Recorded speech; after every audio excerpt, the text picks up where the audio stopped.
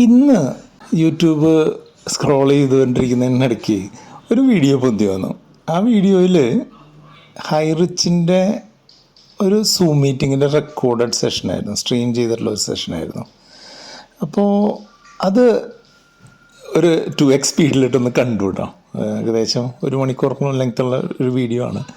അപ്പോൾ അതിൽ 2 കാര്യങ്ങളാണ് എനിക്ക് വളരെ ഇൻട്രസ്റ്റിംഗ് ആയിട്ട് തോന്നിയത്. ആ 2 കാര്യങ്ങൾ നിങ്ങളോടൊന്ന് ഷെയർ ചെയ്യണമെന്ന് തോന്നി. ഒന്നാമത്തേത് ഹൈറിച്ചിൻ്റെയും അതിൻ്റെ കമ്മ്യൂണിറ്റിയുടെ ഒരു പോസിറ്റീവ് ആസ്പെക്റ്റിനെ പറ്റിയിട്ടാണ്. രണ്ടാമത്തേത് ഹൈറിച്ചിലുള്ള ഒരു നെഗറ്റീവ് ആസ്പെക്റ്റുമാണ്. പോസിറ്റീവ് ആസ്പെക്റ്റ് തന്നെ ആദ്യം പറയാം.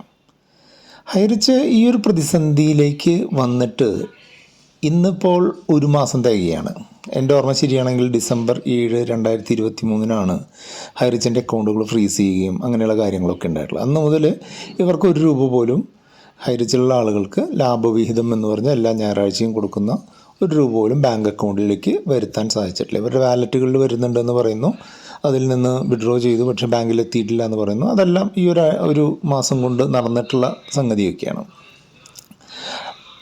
പക്ഷേ ഈ 1 മാസമായിട്ടും ഹൈറിച്ചിലെ ആ കമ്മ്യൂണിറ്റിയുടെ ഒരു പ്രധാന പങ്കിലുള്ള ആൾക്കാരും ഒരു 90-95% ആളുകളും ഹൈറിച്ചിനെ പറ്റിയിട്ടോ അല്ലെങ്കിൽ ഹൈറിച്ചിൻ്റെ സ്ഥാപകരെ പറ്റിയിട്ടോ അല്ലെങ്കിൽ ഹൈറിച്ചിലെ മെയിൻ ലൈൻ ലീഡേഴ്സിനെ പറ്റിയിട്ടോ യാതൊരുവിധ നെഗറ്റീവും പറയുന്നില്ല എന്നുള്ളത് അവരുണ്ടാക്കിയെടുത്തുള്ളൊരു ബോണ്ടിങ്ങും അവർ തമ്മിലുള്ളൊരു ട്രസ്റ്റ് ഫാക്ടറും വളരെ ഉയർന്ന നിലവാരത്തിലുള്ളതാണെന്ന് തെളിയിക്കുന്നതാണ്. അത് അഭിനന്ദിക്കാതെ വയ്യ. കാരണം എന്താണെന്ന് വെച്ചാൽ നമ്മൾ ഈ ഒരു ഫിനാൻഷ്യൽ ഇൻഡസ്ട്രിയെ നോക്കിക്കാണാനായിട്ട് തുടങ്ങിയിട്ട് കുറച്ച് സമയമായി. അതിൽ പലതരത്തിലുള്ള ഫ്രോഡുകളും പലതരത്തിലുള്ള സിമിലറായിട്ടുള്ള ഇൻസിഡൻസുകളും വന്നപ്പോഴൊക്കെ 1-2 ആഴ്ച കൊണ്ട് മൊത്തത്തിൽ കാര്യങ്ങൾ തകിടം മറിയുകയും മൊത്തത്തിൽ ആളുകൾ ഇതിൻ്റെ സ്ഥാപകർക്കൊക്കെ എതിരാവുകയും ചെയ്തിട്ടുള്ള ഒരു സിറ്റുവേഷനാണ് കണ്ടിട്ടുള്ളത്. പക്ഷേ ഹൈറിച്ച് അതിൽ നിന്നും തീർത്തും വിഭിന്നമായിട്ടുള്ളൊരു കമ്മ്യൂണിറ്റി ആയിട്ടാണ് ഫീൽ ചെയ്യുന്നത്. ആ ഒരു ട്രസ്റ്റ് ഫാക്ടർ ഉണ്ടാക്കാനായിട്ട് ഇവരുടെ ലീഡേഴ്സും ഇവരുടെ ഫൗണ്ടേഴ്സും ശ്രമിച്ചിട്ടുള്ളത് അതിൽ 100% സക്സസ് ആയിട്ടുണ്ട് എന്നുള്ളത് തന്നെയാണ്. അതിന് ഒരു മറുപുറം ഉണ്ടായിരിക്കാം. കാരണം എന്താണെന്ന് വെച്ചാൽ ആളുകൾക്ക് കൃത്യമായിട്ടുള്ള ഒരു രേഖയുമില്ലാതെ പൈസ കൊടുക്കുക വഴി അല്ലെങ്കിൽ ഇന്നൊരു കാര്യത്തിന് വേണ്ടി പൈസ കൊടുത്തതാണെന്ന് ക്ലെയിം ചെയ്യിക്കാനുള്ള ഒരു അവസ്ഥ ഇല്ലായ്മ. അതുമാത്രമല്ല, ഇങ്ങനെ എന്തെങ്കിലും ഒരു അജിറ്റേഷൻ ഉണ്ടായിക്കഴിഞ്ഞാൽ നിങ്ങളെ കേസിൽ പെടുത്തും അല്ലെങ്കിൽ നിങ്ങൾക്ക് ഇനി ഭാവിയിൽ എന്തെങ്കിലും ഒരു ബെനിഫിറ്റ് ഇതിൽ നിന്ന് കിട്ടാതെയാക്കും എന്നൊക്കെയുള്ള ത്രെട്ടുകളും സാധാരണക്കാരൻ്റെ ഒരു നിസ്സഹായത ഒക്കെ കാരണമായിരിക്കും ആളുകൾ കുറേ പേരെങ്കിലും അത് ചെയ്യാതിരിക്കുന്നത്. എങ്കിലും ആസ് എ കമ്മ്യൂണിറ്റി ഇവരെ ഒരുമിച്ച് നിർത്തുന്നതിന് എന്തോ ഒരു ഡിഫറെൻറ്റ് ബോണ്ടിങ് ഉണ്ട് എന്നുള്ളതാണ് ഈ ഹൈറിച്ച് എന്ന് പറഞ്ഞൊരു സ്ഥാപനത്തിന് ലാസ്റ്റ് ഒരു 4-5 മാസമായിട്ട് കൃത്യമായിട്ട് നോക്കിക്കാണുന്ന ഒരാൾ എന്നുള്ള രീതിയിൽ എനിക്ക് മനസ്സിലാവുന്നത്. സെപ്റ്റംബർ 10 തോന്നുന്നു ഞാൻ ഹൈറിച്ചിനെ പറ്റിയിട്ട് ആദ്യത്തെ ഒരു വീഡിയോ ഇടുന്നതും.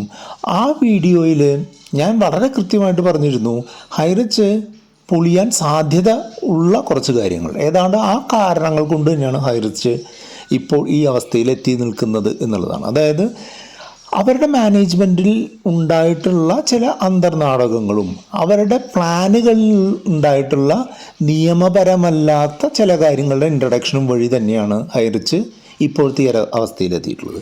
അങ്ങനെയൊക്കെ ആയിട്ടും ഈ ഒരു 4-5 മാസത്തിന് ഉള്ളിൽ പല സംഗതികളുണ്ടായിട്ടും അവരുടെ ആ ഒരു ആളുകൾക്കിടയിലുള്ള ബോണ്ടിങ് പോസിറ്റീവായിട്ടുള്ള കാര്യം തന്നെയാണ്. അത് അക്നോളജ് ചെയ്യേണ്ട കാര്യം തന്നെയാണ്, അപ്രീഷിയേറ്റ് ചെയ്യേണ്ട കാര്യം തന്നെയാണ്. ഇനി നെഗറ്റീവിലേക്ക് വരാം.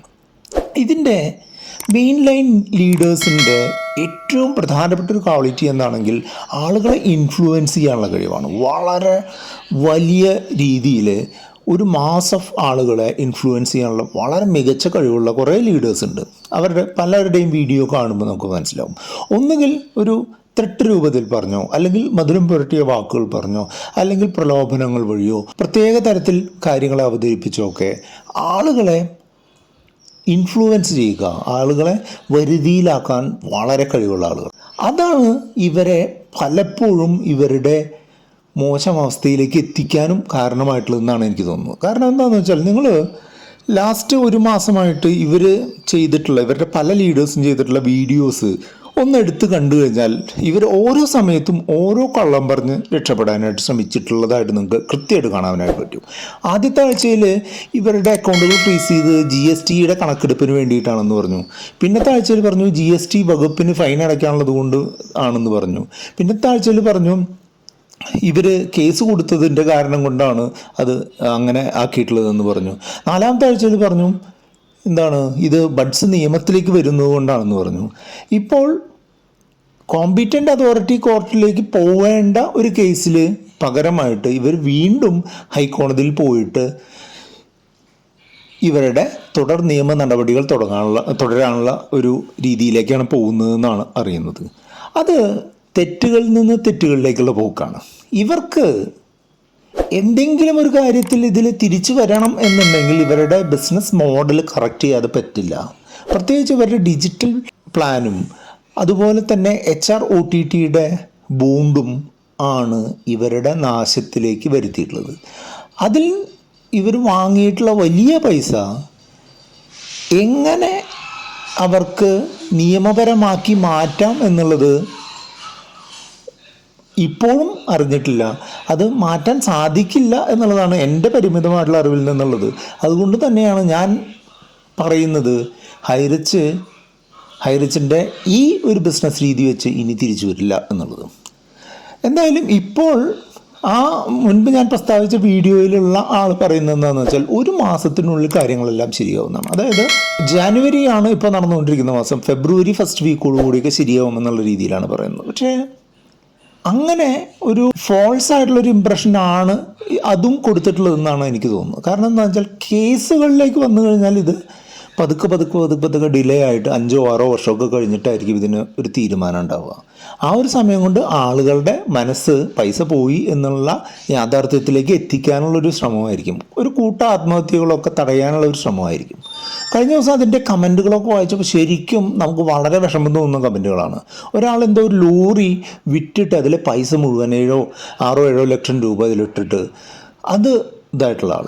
പിന്നെ മറ്റൊരാൾ ബാങ്കിൽ നിന്ന് പലിശ സ്ഥാപനത്തിൽ നിന്ന് വലിയ തുക എടുത്തിട്ട് ഇപ്പോൾ EMI അടയ്ക്കാനായിട്ട് വട്ടിപ്പലിശക്കാരനെ അന്വേഷിച്ച് നടക്കുക എന്ന് പറയുന്നത്. അത്തരം ആളുകളൊക്കെ എന്ത് ചെയ്യുമെന്നുള്ളത് എനിക്കിപ്പോഴും മനസ്സിലാക്കാൻ പറ്റില്ല. അത്തരം ആളുകളോട് എനിക്ക് വളരെയധികം അവരുടെ അവസ്ഥയിൽ എനിക്ക് വളരെയധികം ദുഃഖമുണ്ട്. ഇപ്പോൾ ഞാൻ ഈ വീഡിയോ ഇട്ടാലും ഇല്ലെങ്കിലും നിങ്ങൾ വന്നിട്ടുള്ള അവസ്ഥയ്ക്ക് യാതൊരുവിധ മാറ്റങ്ങളും ഉണ്ടാവാനുള്ള സാധ്യതയില്ല. കാരണം എന്താണെന്ന് വെച്ചാൽ ഹൈറിച്ച് തുടങ്ങുമ്പോൾ തന്നെ അതിൻ്റെ അവസാനം എന്താകുമെന്നുള്ളത് മുൻപും ഇതുപോലുള്ള കേസുകളിൽ പെട്ടിട്ടുള്ള പ്രതാപനും ശ്രീരാം പ്രതാപനും ഒക്കെ കൃത്യമായിട്ട് അറിയുമെന്നുള്ളത് നിങ്ങൾ ആദ്യം മനസ്സിലാക്കാം. ഇവരുടെ മുമ്പത്തെ കേസുകളൊക്കെ നമുക്കറിയാമല്ലോ. ഗ്രീൻകോ സെക്യൂരിറ്റീസിൽ ഉണ്ടായിട്ടുള്ള കേസുകൾ ഏതാണ്ട് ഇതേപോലത്തെ പ്രശ്നങ്ങൾ തന്നെയാണ്. അപ്പോൾ ഇവർ എങ്ങനെ തുടങ്ങിയോ എങ്ങനെ അവസാനിപ്പിക്കണമോ എന്നുള്ളതൊക്കെ കൃത്യമായിട്ട് അറിവുള്ള ആളുകളായിരുന്നു. നിങ്ങൾ ഈ അമ്പാറ്റകളെ പോലെ അതിൽ ചെന്നുപെട്ടു. നിങ്ങളുടെ അത്യാഗ്രഹവും നിങ്ങളുടെ അവസ്ഥയും നിങ്ങളവിടെ കൊണ്ടെത്തിച്ചു എന്നേ പറയാനുള്ളൂ. അപ്പോൾ ഭാവിയിൽ നിങ്ങൾ ഇതുപോലുള്ളൊരു കാര്യത്തിൽ പെടാതിരിക്കുക. ഇതിൽ പെടാത്ത ആളുകൾ ഇതുപോലെയുള്ള മൾട്ടി ലെവൽ മാർക്കറ്റിംഗ് എന്നൊക്കെ പറഞ്ഞു വരുന്ന മണി ചെയിൻ ടൈപ്പ് ഓഫ് സിസ്റ്റങ്ങളെ ഒഴിവാക്കി ലീഗലായിട്ട് മൂവ് ചെയ്യുന്ന സ്ഥാപനങ്ങളോ സംവിധാനങ്ങളോ ബിസിനസ്സുകളിലോ മാത്രം ഇൻവെസ്റ്റ് ചെയ്യുക.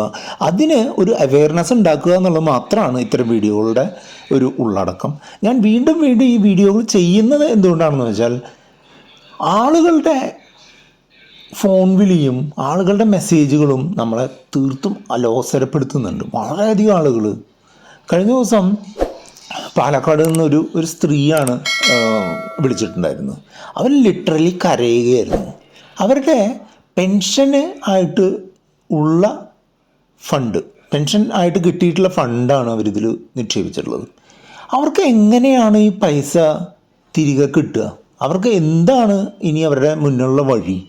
അപ്പോൾ അതൊക്കെ ആലോചിക്കുമ്പോൾ നമ്മൾ പേഴ്സണൽ ഫിനാൻസ് രംഗത്ത് ചെറിയ കണ്ടന്റുകൾ അത്യാവശ്യം ചെറിയൊരു ഗ്രൂപ്പ് ഓഫ് ആളുകളിലേക്ക് എത്തിക്കാൻ കേപ്പബിലിറ്റി ഉള്ള ഒരാളെന്നുള്ള നിലയ്ക്ക് ഈ കാര്യങ്ങൾ ആളുകളോട് പറയേണ്ടത് എൻ്റെ മോറൽ റെസ്പോൺസിബിലിറ്റി ആണെന്ന് കരുതിക്കൊണ്ടാണ് ഈ വീഡിയോ ഇടുന്നത്.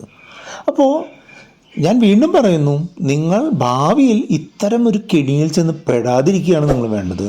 അതിന് നിങ്ങൾ കാര്യങ്ങൾ കൃത്യമായിട്ട് മനസ്സിലാക്കി അത്യാഗ്രഹം ഒഴിവാക്കി നിങ്ങളുടെ അവസ്ഥകൾ എന്തായാലും നിങ്ങൾ ചെറിയ രീതിയിൽ അതിൽ നിന്ന് ഇമ്പ്രൂവ് ചെയ്യാനുള്ള കാര്യങ്ങൾ മാത്രം നിയമപരമായിട്ട് ചെയ്തുകൊണ്ട് മുന്നോട്ട് പോവുക എന്നുള്ളതാണ്. ചെറിയ പൈസയൊക്കെ ആണെങ്കിൽ കിട്ടാനുള്ള ഏറ്റവും എളുപ്പമുള്ള മാർഗം നിങ്ങളെ ചേർത്ത ആളെ ചെന്ന് അയാളുടെ വീട്ടിൽ ചെന്നിരിക്കുക എന്നുള്ളതായിരിക്കും ഇപ്പോൾ ഏറ്റവും നല്ല മാർഗം. കേസ് കൊടുക്കുക എന്നുള്ളത് നിങ്ങളുടെ പൈസ കിട്ടുന്നതിനെ ഡിലേ ചെയ്യിക്കാനായിട്ടുള്ള സാധ്യതയുണ്ട്. പല ആളുകളും അങ്ങനെ ചെറിയ പൈസ 10,000 20,000 ഒക്കെ ലോക്കൽ ലീഡർമാരുടെ അടുത്തുനിന്ന് മേടിച്ചിട്ടുള്ള ഇൻസ്റ്റൻസുകളും എന്നോട് വിളിച്ച് പറയുകയുണ്ടായി. അപ്പോൾ അതും അങ്ങനെയുള്ള ആളുകൾക്ക് അഡോപ്റ്റ് ചെയ്യാം. അപ്പോൾ എല്ലാം നിങ്ങളുടെ പൈസ പോയിട്ടുള്ള ആളാണെങ്കിൽ നിങ്ങളുടെ പൈസ പെട്ടെന്ന് കിട്ടാൻ ഈ തരത്തിലുള്ള രീതികൾ ഉപയോഗിച്ച് നിങ്ങൾ പൈസ മേടിക്കാനുള്ള പരിപാടി നോക്കിക്കോളൂ എന്നുള്ളതാണ്. ചേരാത്തവർ പരമാവധി ചേരാതിരിക്കുക. അത് ഹൈറിച്ചിലെന്നല്ല, ഈ ഒരു മോഡ് ഓഫ് ഓപ്പറേഷൻ നടത്തുന്ന ഒരു സ്ഥാപനത്തിനും ചേരാതിരിക്കുക. അപ്പോൾ എല്ലാവർക്കും നല്ലത് വരാനായിട്ട് ആശംസിച്ചുകൊണ്ട് നിർത്തുകയാണ്.